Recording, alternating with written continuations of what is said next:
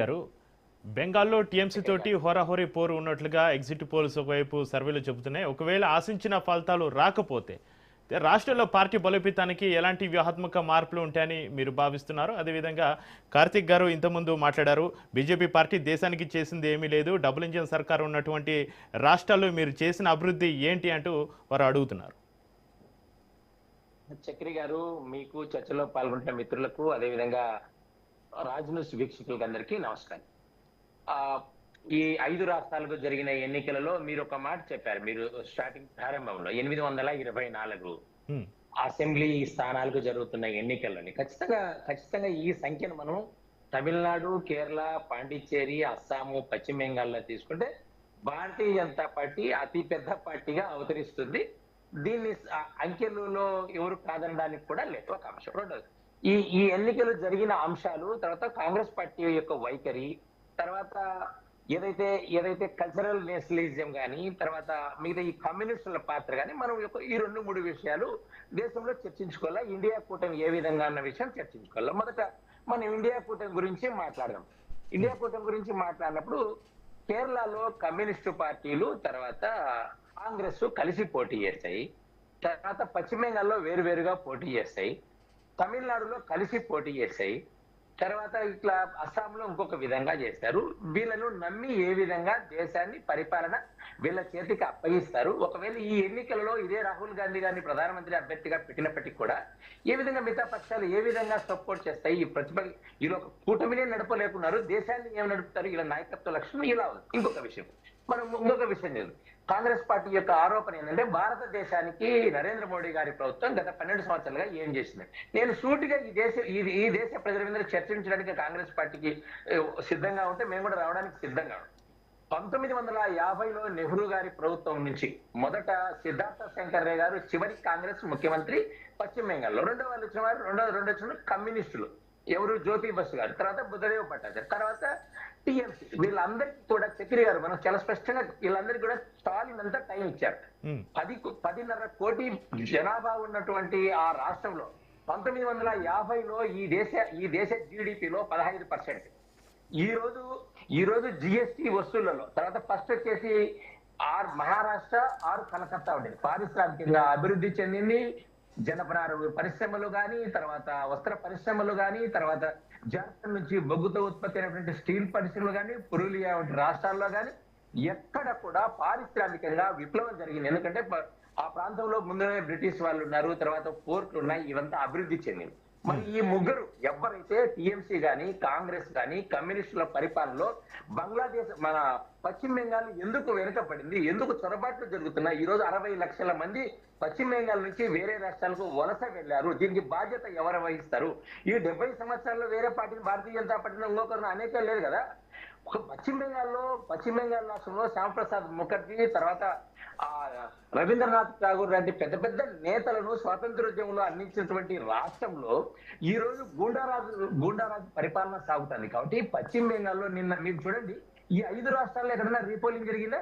జరగలేదు. ఒక పశ్చిమ బెంగాల్లోనే జరిగింది. మరి కాంగ్రెస్ పార్టీ మమతా బెనర్జీ గారిని సమర్థిస్తుందా, వ్యతిరేకంగా పనిచేస్తుందా?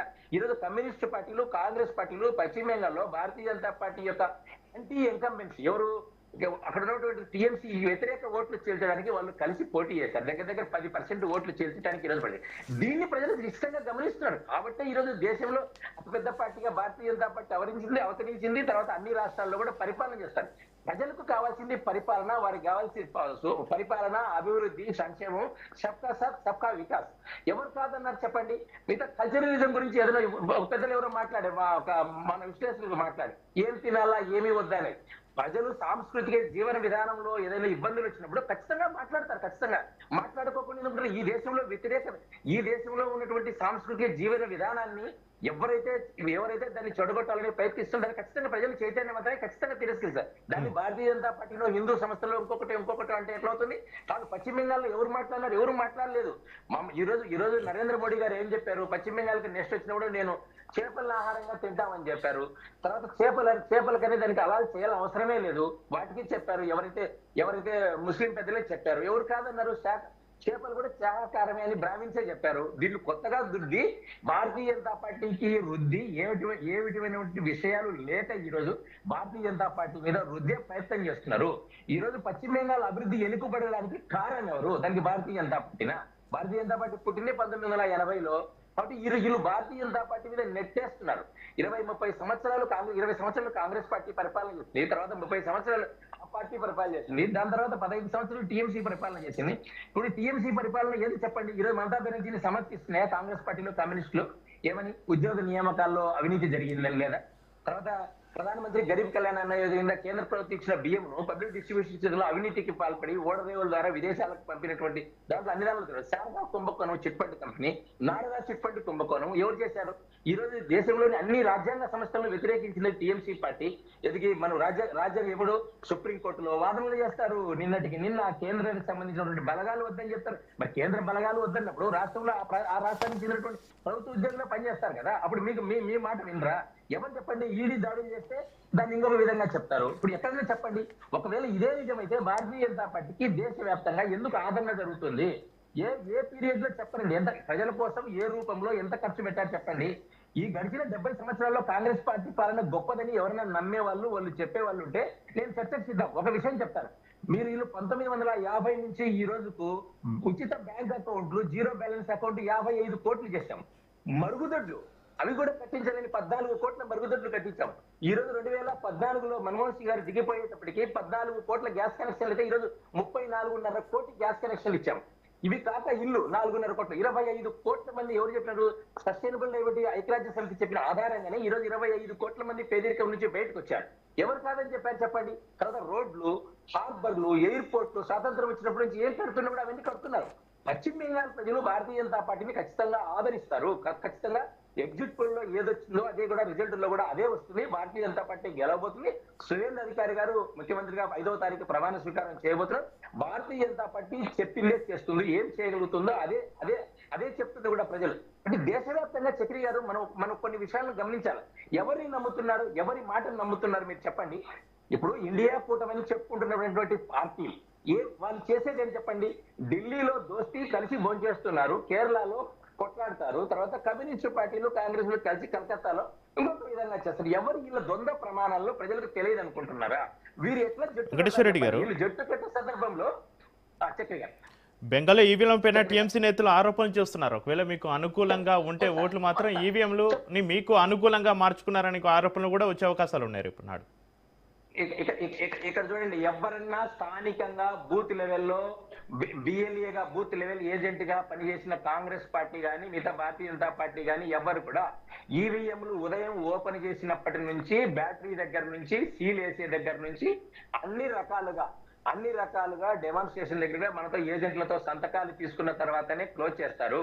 మమతా బెనర్జీ గారు చేసిన ఆరోపణలన్నీ కూడా సుప్రీంకోర్టు కొట్టివేసింది. ఎన్నికల సంఘం వివరణ చూస్తుంది. ఇంకొక ఉదాహరణ చెప్తా. పాల్టా అనే అసెంబ్లీ నియోజకవర్గంలో ఈ రోజు దక్షిణ 14 జిల్లాల్లో 285 పోలింగ్ బదులుకు రీపోలింగ్ సాధిస్తుంది పార్టీ. రేపు కేరళలో కాంగ్రెస్ పార్టీ గెలుస్తుంది. దీనికి ఈవీఎంలని చెప్పగలుగుతారా?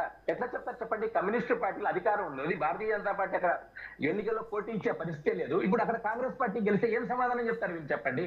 రేపు తమిళనాడులో ఒకవేళ ఏదైనా పొరపాటు స్టాలిన్ పార్టీ గెలిచింది, ఏం సమాధానం చెప్తారు చెప్పండి? తెలంగాణలో ఏం జరిగింది చెప్పండి? హిమాచల్ ప్రదేశ్ లో ఏం జరిగింది? కర్ణాటకలో ఏం జరిగింది? ఇది కాదండి చక్రి గారు. కాంగ్రెస్ పార్టీ కానీ దేశంలో కమ్యూనిస్టులు కానీ ఇంకొక విధానాన్ని తీసుకున్నారు. ఏం విధానం తీసుకున్నారంటే వాళ్ళు గెలిస్తే ప్రజాస్వామ్యం గెలిచింది, వాళ్ళు ఓడిపోతే ప్రజాస్వామ్యం ఓడిపోయింది. ఈవీఎంలు పోయినాయి, నరేంద్ర మోడీ గారు పోయినారు.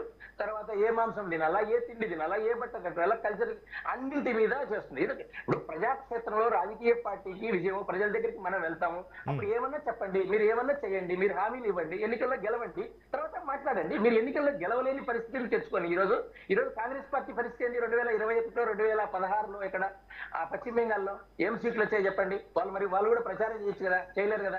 ఇదే మమతా బెనర్జీ గారు 2005లో పార్లమెంట్ లో కాంగ్రెస్ పార్టీ అధికారంలో ఉన్న సందర్భంలో పార్లమెంట్ లో బంగ్లాదేశ్ వలసల గురించి ఏం మాట్లాడారు?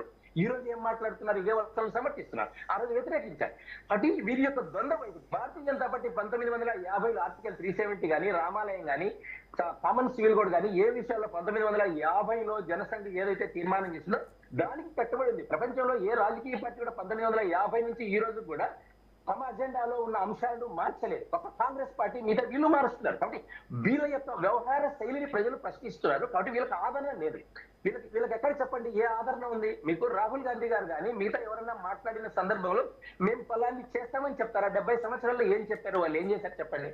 ఇదే ప్రధానమంత్రి గారు పార్లమెంట్ లో ఎవరు మన్మోహన్ సింగ్ గారు చెప్పారు, మేము అధికారంలో ఉన్నప్పుడు ఇప్పుడు దేశంలో 27,500 గ్రామాలకు కరెంటు లేదని చెప్పారు. ఈ రోజు ఆంధ్రప్రదేశ్ లో గానీ తెలంగాణలో గానీ భారతీయ జనతా పార్టీ చెప్తుంది ఉజ్వల యోజన కింద ఏ ఇంటికి కరెంటు లేదని చెప్తుంది. తెలంగాణలో గానీ ఆంధ్రప్రదేశ్ లో గానీ ఎట్లా చెప్పగలుగుతుంది ఇది?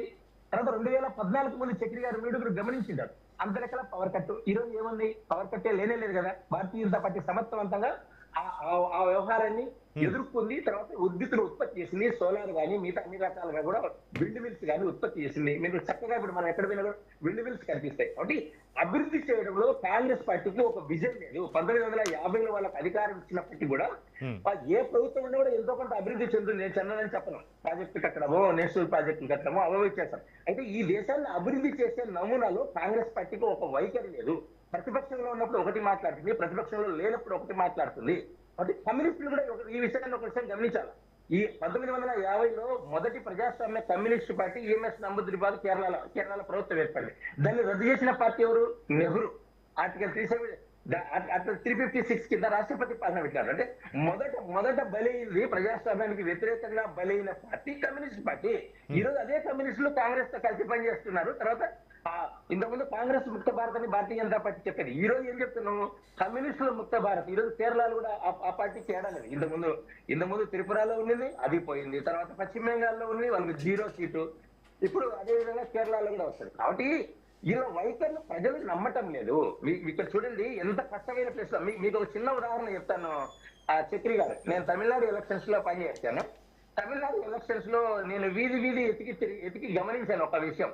అయితే ఇక్కడ ప్రస్తావన చేయడం కూడా సరైనదో కాదో మరి నాకు తెలియదు. కానీ కాంగ్రెస్ పార్టీ తర్వాత స్టాలిన్ పార్టీ డిఎంకే కలిసి మొత్తం 28 పార్టీల ఒక కూటమి ఏర్పడాడు. దాంట్లో కాంగ్రెస్ పార్టీ అధ్యక్షులు ఉన్నారు కదా, ఎవరు మన ఇప్పుడున్న జయరామ్ గారికి ఒకసారి అవకాశం ఇద్దాం. వెంకటేశ్వర రెడ్డి గారు తొందరగా కాంగ్రెస్ ఒక్క నిమిషం. కాంగ్రెస్ పార్టీ అధ్యక్షులు ఫోటోనే లేదు.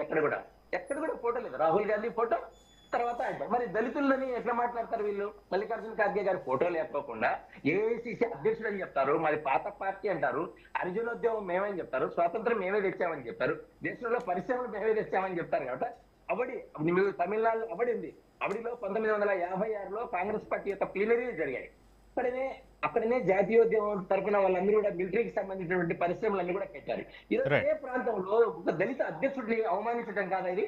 అంటే మిత్రులు కూడా పెద్దలు, జయరాం లాంటి పెద్దలు కూడా ఈ విషయాన్ని గమనించాలి. కాంగ్రెస్ పార్టీ యొక్క వైఖరి ఏంది? కాంగ్రెస్ పార్టీ ఏం చెప్తుంది, ఏం చేయగలుగుతుంది? అంటే వాళ్ళు చెప్పేటివన్నీ కూడా కరెక్ట్ కాదు. ఇక్కడ చూడండి, సాధ్యము కానీ ఈ దేశానికి సరిపోని పారదర్శకంగా లేనటువంటి సూటబుల్ గాని మావోయిస్టు సిద్ధాంతాన్ని ఈ దేశంలో తీసుకొచ్చి గతంలో మావోయిస్టులు సమర్థించింది కాంగ్రెస్ పార్టీ. అంతా చర్చ జరపని ఇంకొకటి వెంకటేశ్వర రెడ్డి గారు మళ్ళీ మీకు అవకాశం ఇస్తాను. ఇది చక్కగా